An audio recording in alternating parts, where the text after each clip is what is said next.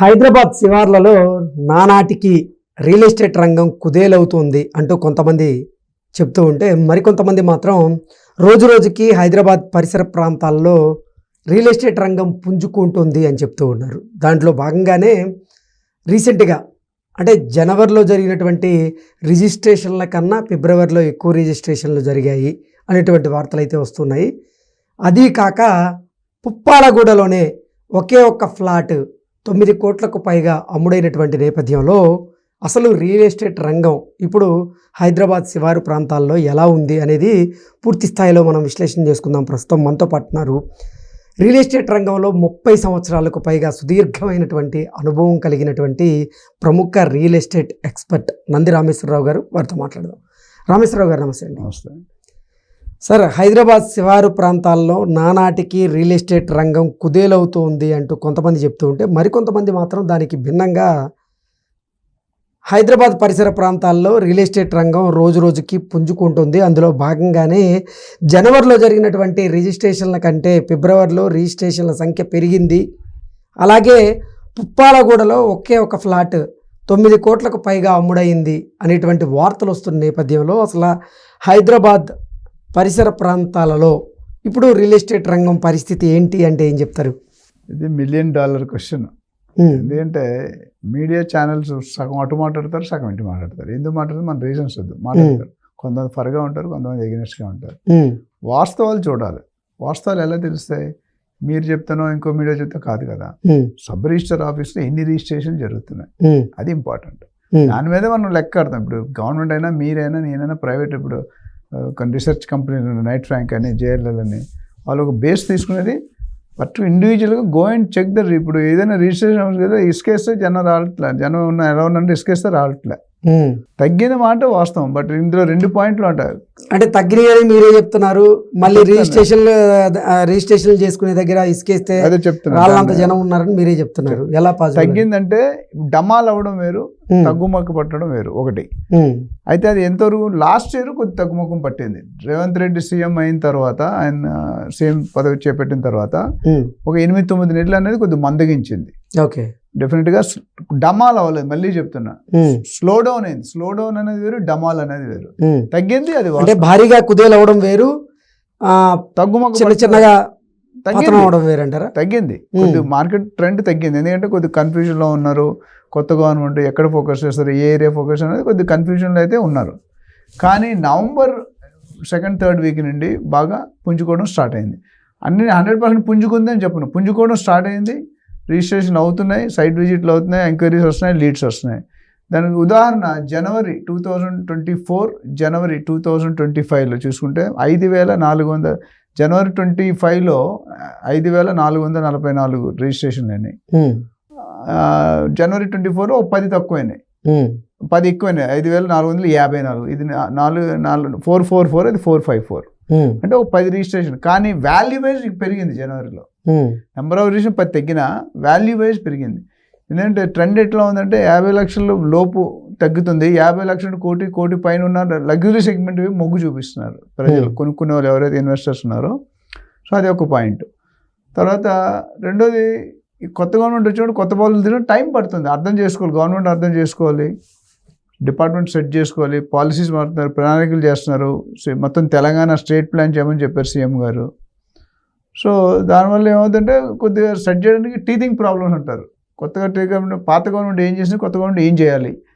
Opposition అర్థం ఏంటి, మనం రూలింగ్ గవర్నమెంట్ ఏదైతే దానికి అపోజ్ చేస్తే అపోజిషన్ అంటాం, మనం అపోజ్ చేస్తారు. కాబట్టి అదే ఏ గవర్నమెంట్ వచ్చినా తిట్టుకుంటే ఎవరు వదలరు, ప్రజలు తిడతారు, పొగుడతారు, 2 ఉన్నాయి. సో మనం వాస్తవాలు ఒకటి రిజిస్ట్రేషన్ ఆఫీసులు చూసుకోవాలి. సర్వే చేసినప్పుడు శాంపుల్ సైజ్ బట్టి ఉంటుంది.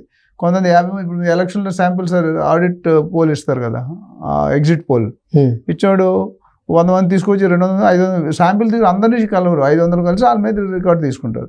అట్లా ఒక్కొక్క పర్సన్ ఒక్కొక్క శాంపుల్ సైజ్ వేరేగా ఉంటుంది, ర్యాండమ్ శాంపుల్ సైజ్ ఉంటాయి.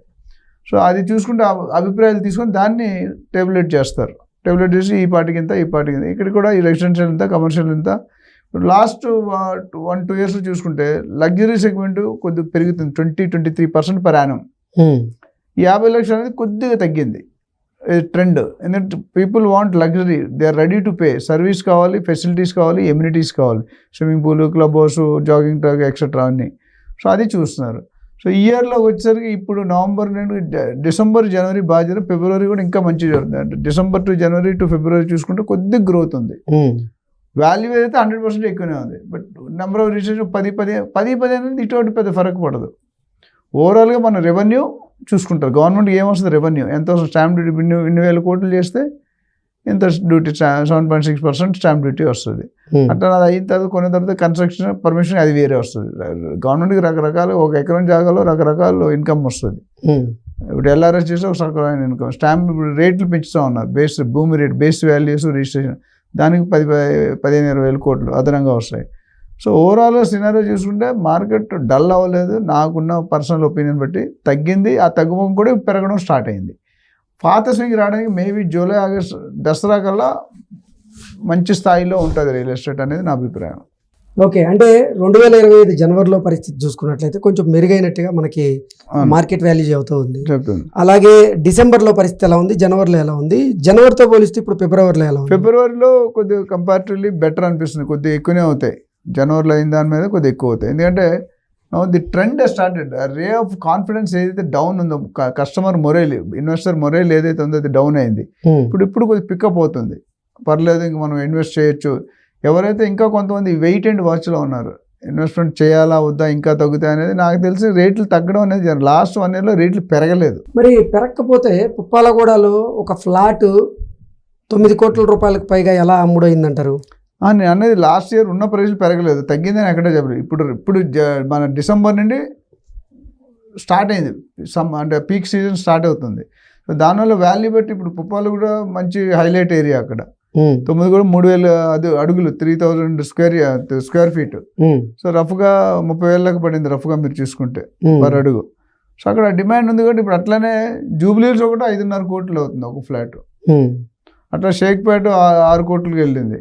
సో రకరకాలు ఇప్పుడు 5 నుండి 10 కోట్ల మధ్య కొట్టాడుతుంది. అంటే జూబ్లీహిల్స్ కంటే కూడా ఇప్పుడు పుప్పాలగూడలోనే మార్కెట్ వాల్యూ ఎక్కువ ఉందంటారా? జూబ్లీహిల్స్ ఓల్డ్ సిటీ అండి. ఓల్డ్ సిటీ అంటే పాత సిటీ. జూబ్లీహిల్స్ కొనే క్రీమ్ వేరు, అక్కడ కొనే క్రీమ్ వేరు. జూబ్లీహిల్స్ అంటే స్టాటస్ సింబల్. ఇప్పుడు నేను బంజారాహిల్స్ ఉంటాను, జూబ్లీహిల్స్ స్టాటస్ సింబల్. కానీ అక్కడ మరి అంత స్టేటస్ సింబల్ కలిగినటువంటి జూబ్లీహిల్స్ లోనే మీరు చెప్పినట్లుగా మార్కెట్ వాల్యూ తక్కువ ఉంది. కానీ పుప్పాలగూడలో ఒక ఫ్లాట్ 9 కోట్లకు పైగా అమ్ముడైంది. దీన్ని ఎలా చూడాలి? జూబ్లీహిల్స్ హై రేజ్ ఉండదని మీకు సొసైటీ లాస్ ఒప్పుకో. నాకు హై రేజ్ కావాలి, 30th ఫ్లోర్ కావాలి, 20th ఫ్లోర్. జూబ్లీహిల్స్ ఎక్కడ కడతారు? వాటి టేస్ట్ వేరు. ఇప్పుడు ఎన్ఆర్ఐస్ ఎవరు వచ్చినా, వెస్ట్రన్ కల్చర్ వచ్చినా, their taste is different. They want complete high రేజ్లో కావాలి. 20th పైన ఉండాలి, దేశంలో మొత్తం టవర్లో హైయెస్ట్ ఉండాలి. నేను అక్కడ పొల్యూషన్ ఫ్రీ ఎయిర్ వస్తుంది, వెంటిలేషన్ బాగా వస్తుంది. సో ఒక్కొక్కరు ఇప్పుడు జూబ్లీహిల్స్ ఆ పాసిబిలిటీ. నాకు 2010లో ఒక కస్టమర్ వచ్చాడు. ఆ కస్టమర్కి బంజారాహిల్స్ 30th ఫ్లోర్ కావాలండి. బంజారాహిల్స్ 5 ఫ్లోర్ కంటే ఎక్కువ ఇయ్యరు. ఎక్కడైనా చూసాను హై రేజ్. కానీ ఆయన తీసుకెళ్ళి ల్యాండ్కో హిల్స్లో పెట్టాం, మణికొండలో. ఇక్కడ రాదు సార్, మీరు 5 సంవత్సరాలు వెయిట్ చేశారు ఆయన. తర్వాత వెళ్ళి ల్యాండ్కోలో పెట్టాం. సో అదేంటంటే it depends upon your requirement. Me requirement ఏంటి, మీ బడ్జెట్ ఏంటి, మీ టేస్ట్ ఏంటి, మీ యూస్. అంటే ఇప్పుడు కొంత అమ్మ నాన్న హాస్పిటల్ దగ్గర ఉండాలి, పిల్లలు స్కూల్ కాలేజ్ దగ్గర ఉండాలి, ఆఫీస్ వైఫ్ దగ్గర ఉండాలి. ఇప్పుడు 4గురిలో ఫాదరు అంటే హస్బెండ్, వైఫ్, పిల్లలు, పేరెంట్స్. ఫస్ట్ హస్బెండ్ కాంప్రమైజ్ అవుతాడు దూరంగా వెళ్ళడానికి, తర్వాత వైఫ్ కాంప్రమైజ్ అవుతుంది, తర్వాత ఎవరో ముసలి వాళ్ళకి ఫస్ట్ ప్రియారిటీ ఉంటుంది హాస్పిటల్ కానీ సిటీలో ఉంటాయి. సో దాన్ని బట్టి పుప్పాలు కూడా heart of the city. Jubilee Hills కూడా ఉన్నాయి. బట్ జూబ్లీహిల్స్లో infrastructure is not all. Bylaw, society bylaws ఒప్పుకో. మ్యాక్సిమం G+4 పెద్ద ప్లాట్ అయితే, అంతకంటే ఎక్కువ పెంట్ హౌస్ వేసుకోవచ్చు. నాకు 20 ఫ్లోర్ ఎక్కడ ఇస్తారు జూబ్లీహిల్స్లో? సో జూబ్లీహిల్స్ స్టాటస్ అయినా అక్కడ ప్రొవిజన్ ఉంది. అక్కడ 100 ఫ్లోర్ దాకా వెళ్ళొచ్చు మీరు వెళ్ళాలంటే. దానివల్ల మీకు డిఫరెన్స్ పడింది. ఓకే అండి, థ్యాంక్ యూ సో మచ్.